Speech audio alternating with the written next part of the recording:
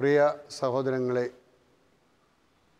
ഞാൻ കാരാഗ്രഹത്തിലായിരുന്നു, നീ എന്നെ വന്നു കണ്ടു. രോഗിയായിരുന്നു, എന്നെ ആശ്വസിപ്പിച്ചു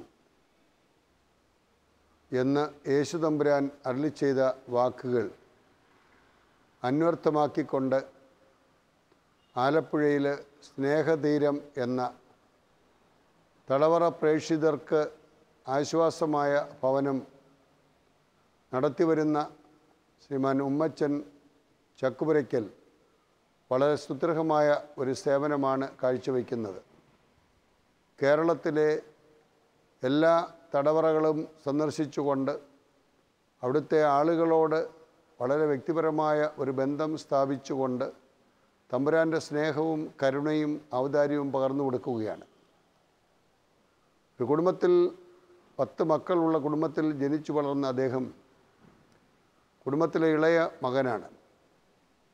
അദ്ദേഹത്തിൻ്റെ ഭാര്യ ജിജിയും മക്കൾ ടോണിയും സച്ചിനും ഒക്കെ പഠിച്ചുകൊണ്ടിരിക്കുന്ന വിദ്യാർത്ഥികളാണ്. എന്നാൽ കുടുംബത്തിൻ്റെ ആവശ്യങ്ങളോടൊപ്പം തന്നെ പൊതുജനങ്ങളുടെ ആവശ്യം മനസ്സിലാക്കി ഏതാണ്ട് 165ഓളം തടവറയിൽ നിന്ന് വിമുക്തരായ ആളുകളെ പാർപ്പിച്ച അദ്ദേഹം ഇപ്പോൾ ആ ശുശ്രൂഷ തുടർന്നുകൊണ്ടിരിക്കുകയാണ്. തമ്പുരാൻ്റെ വചനം എന്താണ് തന്നോട് ആവശ്യപ്പെടുന്നതെന്ന് മനസ്സിലാക്കി അതിന് അനുയോജ്യമായ രീതിയിൽ വചനം മാംസമെടുക്കുവാൻ തന്നെ വിട്ടുകൊടുത്തുകൊണ്ട് വളരെ സുദൃഢമായ പ്രവർത്തനമാണ് കാഴ്ചവെക്കുന്നത്. ആ സ്നേഹതീരം സന്ദർശിക്കുവാനും തടവറയിലെ പ്രേക്ഷിത പ്രവർത്തനങ്ങൾ നേരിട്ട് കാണുവാനും എനിക്ക് സാധിച്ചിട്ടുണ്ട്. അദ്ദേഹത്തെ ദൈവം സമർത്ഥമായി അനുഗ്രഹിക്കട്ടെ എന്ന് പ്രാർത്ഥിക്കുന്നു. അദ്ദേഹത്തിൻ്റെ കുടുംബത്തിനും സ്നേഹതീര പ്രവർത്തനങ്ങൾക്കും എല്ലാ ഭാവുകങ്ങളും സ്നേഹപൂർവ്വം ആശംസിക്കുന്നു.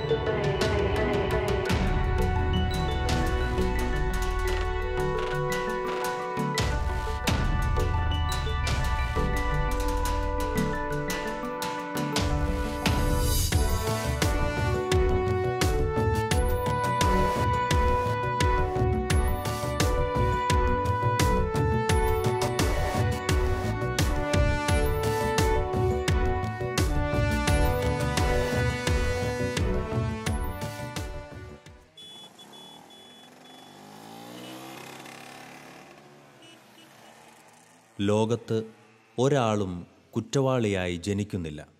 മറിച്ച് സാഹചര്യങ്ങളാണ് ഒരു കുറ്റവാളിയെ സൃഷ്ടിക്കുന്നത്. ഒറ്റപ്പെട്ട ചില സംഭവങ്ങളിൽ ബോൺ ക്രിമിനൽസിൻ്റെ സാന്നിധ്യമുണ്ടാവാം.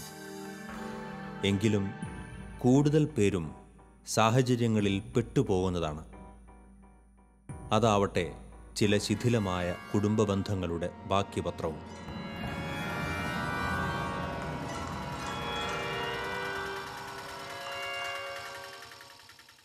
എൻ്റെ കുഞ്ഞുനാളിൽ ഞാൻ ഒരുപാട് തെറ്റുകുറ്റങ്ങൾ ചെയ്ത് ജയിൽ ശിക്ഷ അനുഭവിച്ചിട്ടുണ്ട്. സാഹചര്യം വീട്ടിലെ അമ്മ അച്ഛനില്ലാത്ത എന്നെ വളർത്തിയതിൻ്റെ എൻ്റെ അമ്മയുടെ ചേച്ചിമാരാണ് എന്നെ വലുതാക്കിയെടുത്തത്. അവരൊരു സ്നേഹക്കുറവ് എനിക്ക് ആ സാഹചര്യത്തിൽ കിട്ടി. പിന്നെ അവരെ മക്കളെ വളർത്തുന്ന പോലെ എന്നെ നോക്കിയില്ല. അത് കണ്ട് വളർന്നതിൻ്റെ പുറത്ത് എൻ്റെ മനസ്സിലൊരു ആഗ്രഹങ്ങൾ കാണുമല്ലോ, ചെറിയ പൂതി, അതൊക്കെ എൻ്റെ കുഞ്ഞുനാളിൽ തോന്നി. ഞാൻ വീട് വിട്ട് പിന്നെ പല തെറ്റുകുറ്റങ്ങളും റോബറിയും അങ്ങനെ കൂട്ടിലൂടെ ഞാൻ ഞാൻ ചെന്നെത്തുമായിരുന്നു. അതായത് ഓരോ സുഹൃത്തുക്കളുമായിട്ട് ഓരോ പ്ലാൻ ചെയ്ത് പദ്ധതി ചെയ്ത് അങ്ങനെ കിഡ്നാപ്പും പിടിച്ചുപറിയും അടിയും ഇടിയും ബഹളവും പല സ്ഥലങ്ങളിൽ വലിയ വലിയ ആൾക്കാരൊക്കെ ആയിട്ടായിരുന്നു ഞാൻ കൂട്ടും പോക്കും വരവും. ഞാൻ 8ാം ക്ലാസ്സിൽ പഠിച്ചുകൊണ്ടിരിക്കുന്ന സമയത്ത് ആദ്യമായിട്ട് എനിക്കൊരു സംഭവം അവിടെ നടക്കുകയാണ്. പഠിച്ചുകൊണ്ടിരിക്കുന്ന സമയത്ത് കുട്ടികളെല്ലാം അന്ന് 42 പേരേ ഉണ്ടായിരുന്നുള്ളൂ. ഡെസ്കിൽ ഇങ്ങനെ ഇരിക്കുന്ന സമയത്ത് ഉച്ചഭക്ഷണത്തിന് വേണ്ടി എല്ലാവരെയും വിട്ട്. അപ്പം ഒരു കുട്ടിയുടെ നെക്കാട് എന്ന് പറയുന്ന ഒരു കുട്ടിയുടെ അടുത്തുനിന്ന് 42 രൂപ ജാമട്രി പെട്ടിക്കകത്ത് വച്ചിരുന്നു. അത് എങ്ങനെയോ അതിൽ നിന്ന് കൊച്ചിൻ്റെ ചെറുക്കൻ്റെ നിന്ന് കളഞ്ഞു പോയതാണോ എങ്ങനെയാണെന്ന് അറിഞ്ഞുകൂടാ. ലാസ്റ്റിൽ അവിടെ നിന്ന് 2-3 പയ്യന്മാർ കൂടി ഞാനാണിത് എടുത്തതെന്നും പറഞ്ഞുകൊണ്ട് എന്നെ നേരെ സൂപ്രണ്ടിൻ്റെ അടുത്ത് കൊണ്ടുവന്ന കാരണം എന്ന് പറഞ്ഞു കഴിഞ്ഞാൽ ഈ 4 കുട്ടികളുടെ ഒരു വലിയ ലീഡറായിട്ടാണ് ഞാൻ വന്നത്. സ്കൂളിൽ സ്പോർട്സ് സെക്രട്ടറി ആയിരുന്നു ഞാൻ 8ാം ക്ലാസ്സിൽ പഠിക്കുന്ന സമയത്ത്. അപ്പം ഇതിൽ അവർക്ക് ഒരു എതിരുണ്ടായിരുന്നു എൻ്റെ അടുത്ത്. അതിനുവേണ്ടി ഇവരെങ്ങനെയെങ്കിലും ചതിക്കണമെന്ന് കരുതിയാണ് ഇത് എന്നെ ഇങ്ങനെ ചെയ്തത്. ഉടനെ സൂപ്രണ്ടിൻ്റെ അടുത്ത് കൊണ്ട് ഹാജരാക്കി വീട്ടിൽ അച്ഛനും അമ്മയും വിളിച്ചുകൊണ്ട് വരണം, പിറ്റേന്ന് വിളിച്ചുകൊണ്ട് വരണം. ഇങ്ങനെ പൈസ എടുത്ത് അപ്പോഴേ എനിക്ക് മനസ്സിനകത്ത് ഒരു ടെൻഷൻ മാതിരിയായി. ഇതിങ്ങനെ ഞാൻ പിടിച്ചുകൊണ്ട് വന്നാൽ എനിക്കിങ്ങനെ ഒരു അബദ്ധം ഇങ്ങനെ വരുമല്ലോ. അങ്ങനെ അച്ഛൻ വിളിച്ചുകൊണ്ട് വന്നാൽ അച്ഛനും അമ്മയൊക്കെ അതങ്ങ് വിശ്വസിച്ച് എനിക്ക് വരാൻ വയ്യ, നീ നേരെ സ്കൂളിൽ നിന്ന് പോരെ, നിൻ്റെ പഠിത്തവും നിർത്തിയിട്ട് ഇനി പോരെയെന്ന് പറഞ്ഞു. ഉടനെ ഞാൻ അവിടെ നിന്ന് തിരിച്ച് വീട്ടിൽ വരണം. വീട്ടിൽ വന്ന് ഇങ്ങനെ എനിക്ക് പിന്നെ വീട്ടുകാരെല്ലാവരും എന്നെ മാനസികമായിട്ട് അതല്ലേ ഇങ്ങനെ അല്ലേ എന്നൊക്കെ പറഞ്ഞുകൊണ്ട് ഞാൻ വീട്ടിൽ നിന്ന് ഒരു 1.5 വർഷം അവിടെ നിന്ന് നേരെ തിരുവനന്തപുരം ജില്ലയിലോട്ട് ചാടി.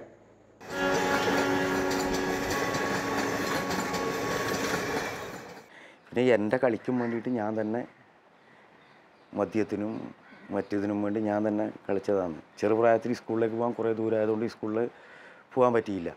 4ാം ക്ലാസ് വരെ പോയി, പിന്നെ പോയില്ല. 2 ദിവസം പോയില്ല. അങ്ങനെ അവസാനം പേര് വെട്ടിയപ്പോൾ പിന്നെ പോയില്ല. കുറേ സ്ഥലവും ഇതൊക്കെ ഉണ്ട്. ഞങ്ങൾ 8 മക്കളുണ്ട്. പിന്നെ അവർ കേസിൽ എന്നെ വിട്ട് കളഞ്ഞു. പിന്നെ ചെറിയൊരു ടൈം മുറിച്ചിട്ട് ജയിലിൽ പോയാലും ഇറക്കാനാരും ആളില്ല. ചെറിയ കേസിന് വേണ്ടിയിട്ട് വർഷങ്ങളോളം ജയിലിൽ ഇങ്ങനെ കിടക്കുക. അങ്ങനെ കിടന്ന് മനസ്സൊക്കെ മരവിച്ച്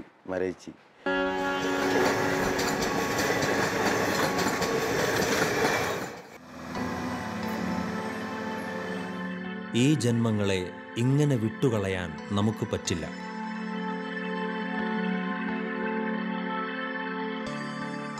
സാധാരണ ജീവിതത്തിലേക്ക് ഇവരെ തിരിച്ചു കൊണ്ടുവരാൻ നമുക്ക് ബാധ്യതയുണ്ട്. സമൂഹ നന്മയ്ക്കു വേണ്ടി യേശുവിൻ്റെ നാമത്തിൽ അതേറ്റെടുത്ത് ചെയ്യുന്ന ഒരുവൻ നമുക്കിടയിലുണ്ട്. അവൻ്റെ പേരോ ഉമ്മച്ചൻ.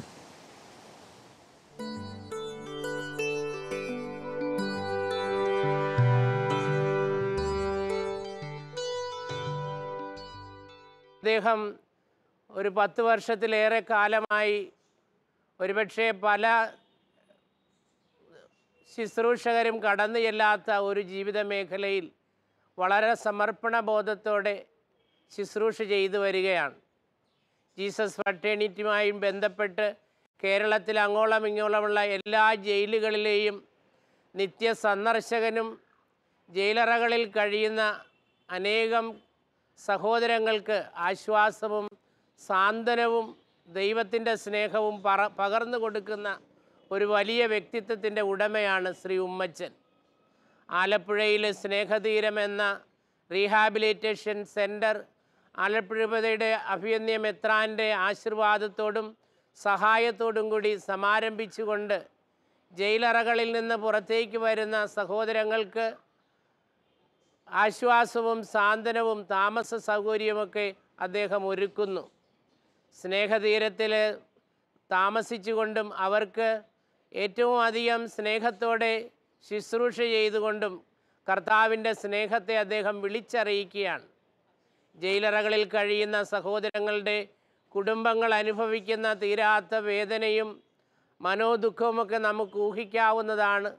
അവരുടെ ഭവനങ്ങളിലെയും സന്ദർശകനാണ്. അങ്ങനെ ദൈവത്തിൻ്റെ ഒരു മാലാഖ എന്ന കണക്കെ അദ്ദേഹം ഈ ഹതഭാഗ്യരുടെ ജീവിതത്തിലേക്കും അവരുടെ പ്രിയപ്പെട്ടവരുടെ ദുഃഖങ്ങൾ നിറഞ്ഞ ജീവിത ഭൂമികയിലേക്കുമൊക്കെ അദ്ദേഹം ഇറങ്ങിച്ചെല്ലുമ്പോൾ ലോകത്തിന് തന്നെ ഉമ്മച്ചൻ ഒരു വലിയ അത്ഭുതമാണ്.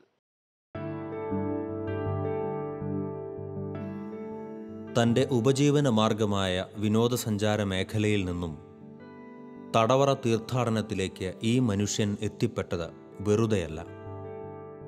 അത് ദൈവനിവേശിതമാണ്. ഏറെ ക്ലേശപൂർണവും ശ്രമകരവുമായ ഈ പ്രേക്ഷിതവേല ഈ മനുഷ്യൻ സധൈര്യം ഏറ്റെടുത്തു. യേശുനാമത്തിൽ എല്ലാം സമർപ്പിച്ചു.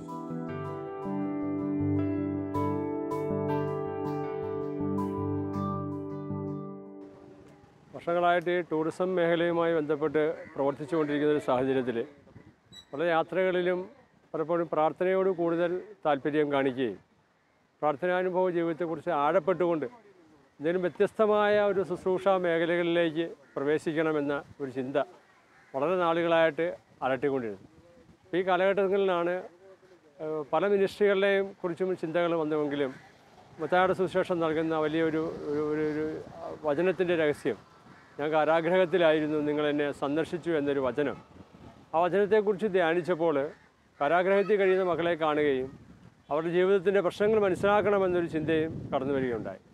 പലപ്പോഴും ജയിലിൽ പോകുവാനായിട്ടൊരു സാഹചര്യത്തെക്കുറിച്ചൊക്കെ ചിന്തിച്ചപ്പോൾ ഒരുപാട് നിയമപരമായ ഒരുപാട് തടസ്സങ്ങളുണ്ട്, അതിന് ബുദ്ധിമുട്ടുണ്ടാക്കുന്ന കാര്യമാണ് എന്നുള്ള തരത്തിൽ. അതുപോലെ പല ആൾക്കാരും കടന്നു വന്ന് പരാജയപ്പെട്ടു പോയ ഒരു മേഖലയാണ് ഈ കാരാഗ്രഹത്തിലുള്ള ശുശ്രൂഷ പ്രവർത്തനങ്ങളെന്ന് മനസ്സിലാക്കിയപ്പോൾ അത് ഇച്ചിരി സ്ട്രെയിൻ ചെയ്തിട്ടാണെങ്കിലും ജയിലിൽ കഴിയുന്ന മക്കളെ കാണണമെന്നും അവരുടെ ജീവിത പ്രശ്നങ്ങൾ മനസ്സിലാക്കണമെന്നുമൊക്കെ ഉള്ളൊരു ചിന്ത ഉണ്ടായി.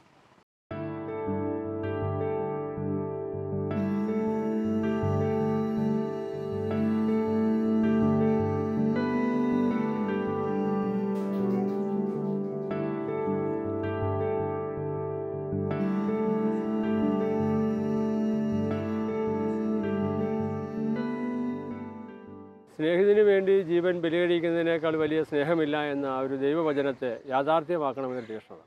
അതിനെ ജയിലിലെ പ്രവർത്തനങ്ങളിലേക്ക് പ്രവേശിക്കുവാനായിട്ട് കൂടുതലൊരു ആവേശം പകരുന്നു.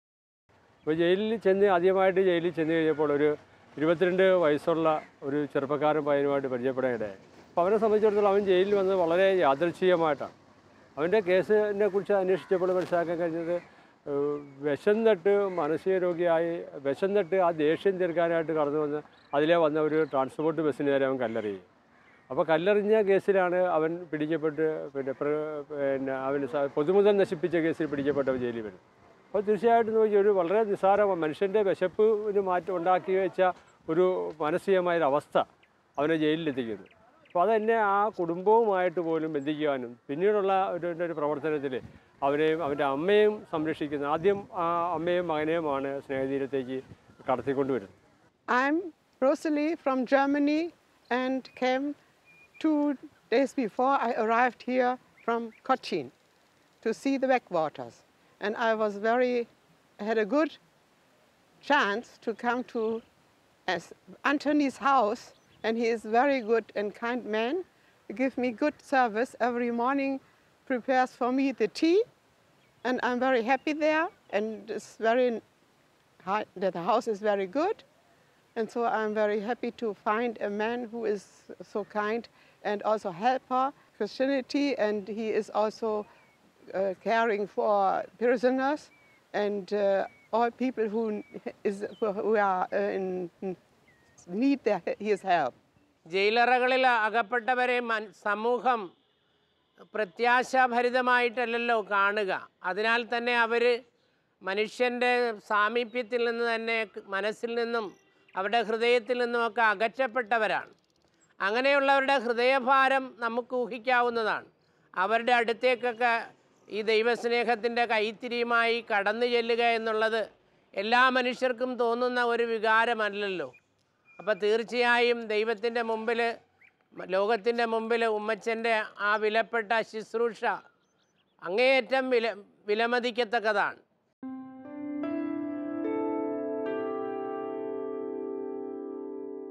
ജീസസ് ഫ്രറ്റേർണിറ്റിയുമായി ചേർന്ന് 2005 ആലപ്പുഴയിൽ ഉമ്മച്ചൻ പ്രവർത്തനങ്ങൾ തുടങ്ങുന്നത്.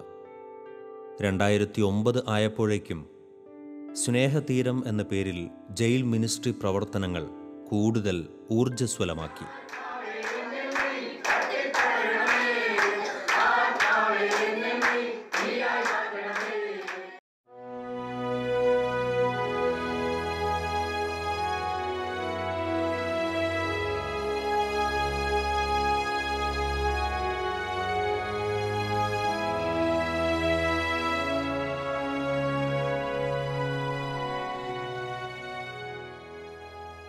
ആലപ്പുഴ ബിഷപ്പ് അഭിവന്യ സ്റ്റീഫൻ അത്തിപ്പുഴയിൽ പിതാവിൻ്റെ പ്രത്യേക താൽപ്പര്യാർത്ഥം ഒരു പഴയ കോൺവെന്റ് കെട്ടിടം സ്നേഹതീരത്തിൻ്റെ തടവറ തീർത്ഥാടന പ്രവർത്തനങ്ങൾക്കായി വിട്ടുകൊടുത്തു. ജയിലിൽ കഴിയുന്ന വ്യക്തികളുടെ പുനരുദ്ധാനത്തിന് വേണ്ടി KCBC രൂപം കൊടുത്തിരിക്കുന്ന ഒന്നാണ് ജയിൽ മിനിസ്ട്രി. അതിൽ സഹകരിക്കുവാനായിട്ട് എല്ലാ രൂപതകളിൽ നിന്നും ഡയറക്ടേഴ്സും പ്രവർത്തകരും ഒക്കെയുണ്ട്. അവരുടേതായിരിക്കുന്ന സേവനവും ശുശ്രൂഷയും വളരെയേറെ സഹായകരമാകുന്നുണ്ട്. ഈ വ്യക്തികളെ കണ്ട് സംസാരിക്കുവാനും അവർക്ക് ശക്തി പകരുവാനും അതിൻ്റെ ഫലമായിട്ട് പലപ്പോഴുമൊക്കെ അവരെ കുറച്ചുകൂടി എളുപ്പത്തിൽ ജയിൽ വിമുക്തരാക്കുവാനും ഒക്കെ കഴിയുന്നുണ്ട്. ആ ഒരു പ്രവർത്തനങ്ങൾ മുന്നോട്ട് കൊണ്ടുപോകുവാൻ വേണ്ടി എല്ലാ രൂപതകളിലും ഇപ്രകാരം ഒരു സംവിധാനം രൂപീകരിച്ചിട്ടുണ്ട്. അങ്ങനെയുള്ളതാണ് ഇവിടെയുള്ള ആലപ്പുഴയിലുള്ള സ്നേഹതീര പ്രസ്ഥാനം.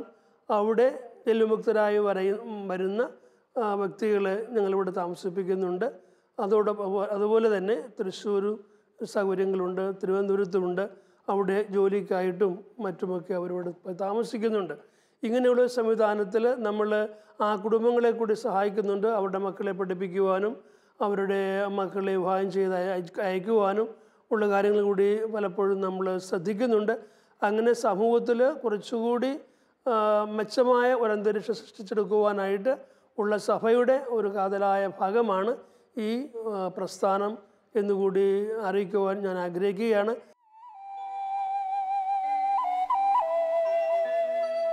KCBC കമ്മീഷൻ ജീസസ് ഫ്രട്ടേണിറ്റിയുമായിട്ട് സഹകരിക്കാൻ തുടങ്ങിയതിന് ശേഷമാണ് ജയിൽ വിമോചിതർക്ക് വേണ്ടിയിട്ട് എന്തെങ്കിലുമൊക്കെ ഒരു സംവിധാനം ഉണ്ടാക്കണമെന്നൊരു ചിന്ത മനസ്സിൽ ആഗ്രഹിക്കുകയും ഒരു നിരന്തരമായ ഒരു പ്രാർത്ഥനയുടെയും കൂട്ടായ്മയുടെയും ഒക്കെ ഫലമായിട്ടാണ് ആ മിനിസ്ട്രി ഏറെക്കുറെയൊക്കെ ഒരു യാഥാർത്ഥ്യമാകുവാനായിട്ടുണ്ട്. സ്നേഹതീരത്തിൻ്റെ പ്രവർത്തനങ്ങൾ ശരിക്കും അഭിവന്ധ്യ സ്റ്റീഫൻ അത്തിപ്പുഴയിൽ പിതാവിൻ്റെ ശ്ലൈഹിക ആശീർവാദത്തിൻ്റെയും ഒരു പൈതൃകമായ സ്നേഹത്തിൻ്റെയും ഒക്കെ ഒരു ഫലമാണ്. ആലപ്പുഴയിലെ ഞങ്ങളുടെ ഈ നേതൃത്വത്തിൽ പ്രവർത്തനം സ്റ്റാർട്ട് ചെയ്ത് കഴിഞ്ഞ് നമ്മൾ നിരന്തരമായി ജയിലിൽ പോവുകയും തടവുകാരുമായിട്ട് ബന്ധപ്പെടുകയും ചെയ്യുന്നൊരു സാഹചര്യത്തിൽ അവർ നമ്മളെ അന്വേഷിച്ച് വരുമ്പോൾ അവരെ നിർത്തുവാനായിട്ട് ഒരു ഇടമില്ലാത്തൊരു സാഹചര്യം, ഒരു താൽക്കാലികമായി അവരെ ഒന്ന് സംരക്ഷിക്കുവാനായിട്ട് ഒരു ദിവസം പോലും നമുക്ക് അവരെ ഒന്ന് നമ്മുടെ കൂടെ നിർത്തി അവരെ കേൾക്കാൻ പറ്റാത്തൊരു സാഹചര്യം. അതിൻ്റെ ആ ഒരു കാരണത്താൽ തന്നെ പല തടവുകാരും ജയിൽ വിമോചകരും നമ്മുടെ അടുത്ത് വന്നിട്ട് വീണ്ടും വഴിതെറ്റി പോകുന്നൊരു ചുറ്റുപാടുകൾ നമുക്ക് കാണാൻ ഇടയായി. അപ്പോൾ ഈ വിവരം അഭിവന്ധ്യ സ്റ്റീഫൻ അത്തിപ്പുഴയിൽ പിതാവുമായിട്ട് ഷെയർ ചെയ്ത സാഹചര്യത്തിലാണ് നമുക്ക് അങ്ങനെ ഒരു ഭവനത്തെക്കുറിച്ചൊരു ചിന്ത ഉണ്ടായി. അപ്പോൾ ഈ ഭവനം രൂപപ്പെടുത്തുക എന്ന് പറഞ്ഞു കഴിഞ്ഞാൽ നമ്മൾ ആദ്യം ഞങ്ങളിതിൻ്റെ വാടകയ്ക്ക് വീടെടുക്കുന്നതിനെക്കുറിച്ച് ആലോചിച്ചപ്പോൾ പല വീടുകൾ കാണുന്നുണ്ടെങ്കിലും ഇത് വാടക ജയിലിൽ നിന്ന് വരുന്നവരെ താമസിപ്പിക്കുവാനായിട്ട് ആരും നമുക്കിത് തരാത്തൊരു സാഹചര്യം. ഇതും അഭിവന്ധ്യ പിതാവിൻ്റെ ശ്രദ്ധയിൽപ്പെടുത്തിയപ്പോൾ പിതാവ് തന്നെയാണ് ഹെൽപ്പേഴ്സ് ഓഫ് മേരി ആ ഒരു സിസ്റ്റേഴ്സിൻ്റെ കോൺവെൻറ്റ് ഇവിടെ ഒഴിഞ്ഞു കിടക്കുന്നത് നമ്മുടെ ശ്രദ്ധയിൽപ്പെടുത്തുകയും അത് ബന്ധപ്പെട്ട വൈദികരുമായിട്ട് ആലോചിച്ചുകൊണ്ട് അതിൻ്റെ പ്രവർത്തനങ്ങളെ കൂടുതൽ നമുക്ക് സ്വന്തമാക്കി കിട്ടുന്നതിന് വേണ്ടിയിട്ട് അന്നത്തെ KCBCയുടെ ചെയർമാനായിരുന്ന കമ്മീഷൻ ചെയർമാനായിരുന്ന കാഞ്ഞിരപ്പള്ളി ബിഷപ്പ് മാർ മാത്യു അറക്കൽ പിതാവുമായിട്ട് ഈ വിഷയം സംസാരിച്ചപ്പോൾ പിതാവ് വളരെ സന്തോഷത്തോടു കൂടിയാണ് അത് KCBCയിൽ അവതരിപ്പിക്കുകയും തുടർന്ന് അഭിവന്ധ്യ ആലപ്പുഴ പിതാവിൻ്റെ ശ്രദ്ധയിൽപ്പെടുത്തുകയും രണ്ട് പിതാക്കന്മാരോട് ചേർന്നിരുന്നുകൊണ്ട് അത് പൂർണ്ണമായിട്ടും സ്നേഹതീരം എന്ന പേരിൽ അതിൻ്റെ പ്രവർത്തനങ്ങൾ ആരംഭിക്കുന്നതിനാവശ്യമായ സഹായ സഹകരണങ്ങൾ നമുക്ക് നൽകുകയുണ്ട്.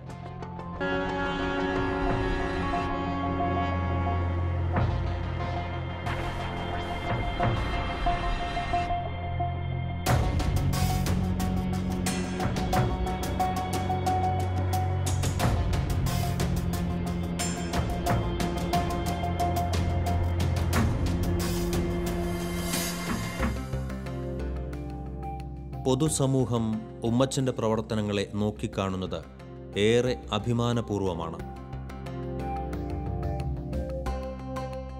അധികമാരും കടന്നു ചെല്ലാൻ മടിക്കുന്ന ഈ മേഖലയിൽ ഉമ്മച്ചൻ തീർച്ചയായും ഒരു മാതൃക തന്നെയാണ്.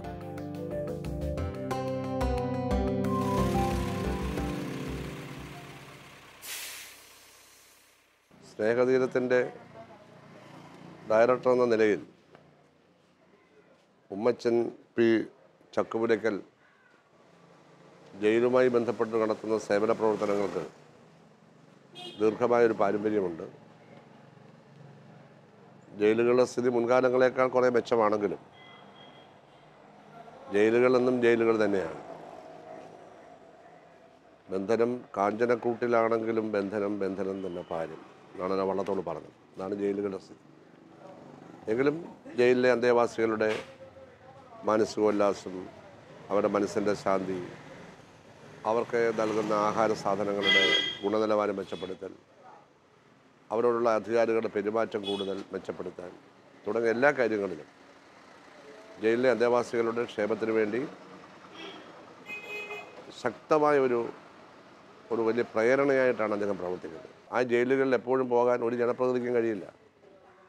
അവിടെ എപ്പോഴും പോകുന്നത് ജയിലധികാരികളാണ്. പക്ഷേ അതോടൊപ്പം ജയിലധികാരികളെ പോലെ തന്നെ പെരുമാറ്റത്തിൽ അങ്ങനെയല്ലെങ്കിലും അവിടെ സന്ദർശിച്ച് അവർക്ക് ജയിലധികാരികളിൽ നിന്ന് വ്യത്യാസപ്പെട്ടുള്ള സ്നേഹത്തിൻ്റെയും പല്ലാളികളുടെ ഒരു അന്തരീക്ഷമാണ് ശിവമ്മച്ചൻ ഒരുക്കുന്നത്. അദ്ദേഹം ഒരുപാട് പരിപാടികൾ ഞാൻ ആലപ്പുഴ സബ് ജയിലിൽ പങ്കെടുത്തിട്ടുണ്ട്. ആലപ്പുഴ സബ് ജയിലിൻ്റെ നന്മയ്ക്ക് വേണ്ടി അദ്ദേഹം ചെയ്യുന്ന പ്രവർത്തനങ്ങൾ തീർച്ചയായും ഒരു സ്നേഹക്കടലിൻ്റെ തീരത്ത് നിൽക്കുന്നതായിട്ട് തന്നെ, സ്നേഹതീരം എന്നുള്ള പേര് തന്നെ ഒരു സ്നേഹക്കടലിൻ്റെ തീരത്ത് നിന്നുകൊണ്ട് നമ്മുടെ ജയിൽവാസികളെ അന്തേവാസികളെ കാണുന്നതാണ് തോന്നുന്നത്. അദ്ദേഹത്തിൻ്റെ പ്രവർത്തനത്തിന് വലിയ സാമൂഹ്യ പ്രസക്തിയുണ്ട്, സാമൂഹ്യ പ്രാധാന്യമുണ്ട്. അതുകൊണ്ടാണ് എന്നെപ്പോലുള്ളവർ അതിനെ പിന്തുണയ്ക്കുന്നത്. എല്ലാ ആശംസകളും ഭാവുകങ്ങളും ജയിലിലെ ശിക്ഷിക്കപ്പെട്ട് കിടക്കുന്ന അന്തേവാസികൾക്ക് വേണ്ടി നടത്തുന്ന പ്രവർത്തനങ്ങൾക്ക് വേണ്ടി ഞാൻ ആശംസിക്കുകയാണ്. എല്ലാ ആശംസകളും അർപ്പിക്കുന്നു.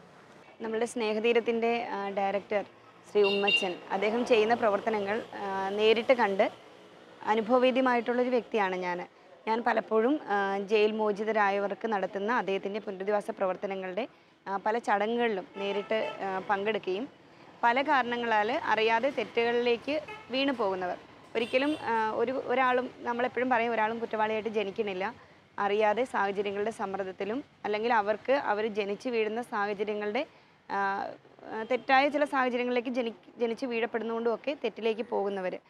പക്ഷേ പിന്നീട് കുറ്റവാളിയെന്ന് മുദ്ര കുത്തിക്കഴിഞ്ഞാൽ അവർക്കൊരിക്കലും ഈ സമൂഹത്തിൽ സാധാരണ ഒരു മനുഷ്യനെ പോലെ ജീവിക്കാൻ കഴിയുന്നില്ല.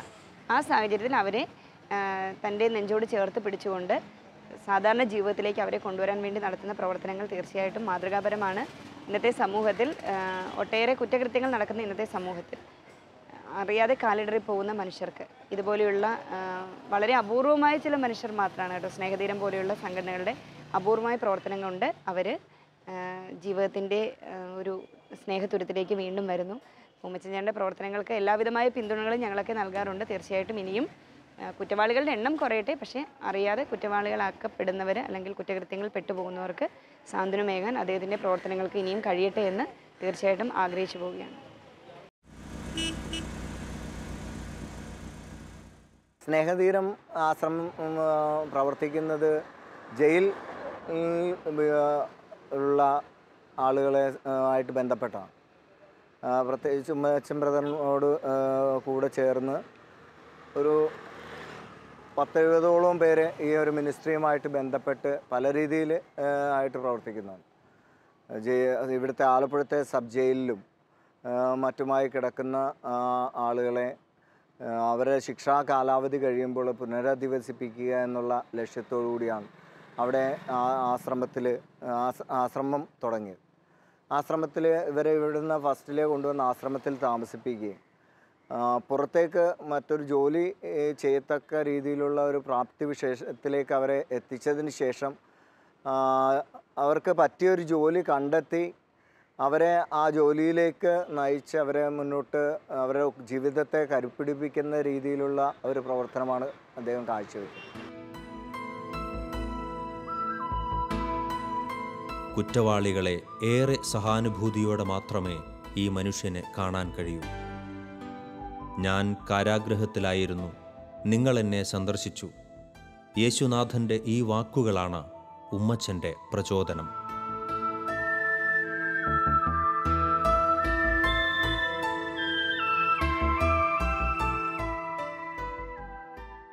ഒരു 10-20 വർഷത്തോളമായി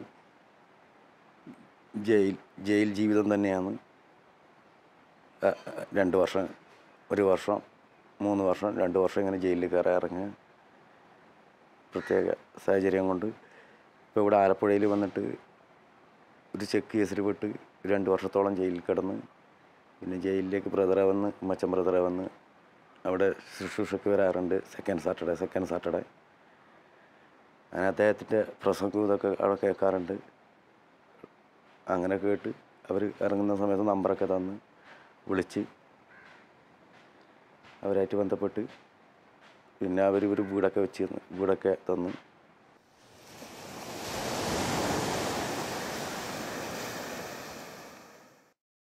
ഞാൻ ആലപ്പുഴ ജയിലിൽ ഇതേപോലെ ഒരു തവണ ഒരു കേസിൽ വന്ന് കഴിഞ്ഞുകൊണ്ടിരിക്കുന്ന സമയത്ത് അവിടെ പ്രയർ എന്നും പറഞ്ഞ് ഉമ്മച്ചൻ ബ്രദറും അവരെ കൂട്ടാളികളും സിസ്റ്റർമാരൊക്കെ ആയിട്ട് ജയിലിൽ വന്നായിരുന്നു. അന്ന് സാഹചര്യത്തിൽ വീണ്ടും ഇതിന് പലതവണ മുമ്പും ജസീന സിസ്റ്റർ പലയിടത്തും വെച്ചും എന്നെ കണ്ടിട്ടുണ്ട്. അന്നൊരു സാഹചര്യത്തിൽ ജസീന സിസ്റ്റർ ഉമ്മച്ചൻ ബ്രദറിനെ വിളിച്ചിട്ട് പറഞ്ഞ് ബ്രദറെ നിഹാറിനെ ഉപേക്ഷിക്കല്ലേ, അവന് നല്ലൊരു ഭാവി അവനിൽ നിന്നും കാണുന്നുണ്ട്, അവൻ നന്നായി വരും എന്ന് ഉമ്മച്ചനോട് ഇങ്ങനെ പ്രസ് ചെയ്ത് കഴിഞ്ഞപ്പം ഈ പറയുന്ന ഉമ്മച്ചൻ ബ്രദർ എന്നെ അവിടെ വെച്ച് കണ്ട് പരിചയപ്പെട്ട് ഫോൺ നമ്പർ തന്ന് എൻ്റെ ഈ ജയിൽവാസനം കഴിഞ്ഞ് എന്നെ ശിക്ഷ എനിക്ക് തിരുവനന്തപുരം സെൻട്രൽ ജയിലിലായിരുന്നു. അവിടുന്ന് ഞാൻ റിലീസായതിനു ശേഷം ഞാൻ ബ്രദറുമായിട്ട് കോണ്ടാക്ട് ചെയ്ത് അങ്ങനെ ഞാൻ സ്നേഹതീരം എന്ന് പറയുന്ന സ്ഥാപനത്തിൽ വന്ന് കുറച്ച് നാൾ കഴിഞ്ഞായിരുന്നു.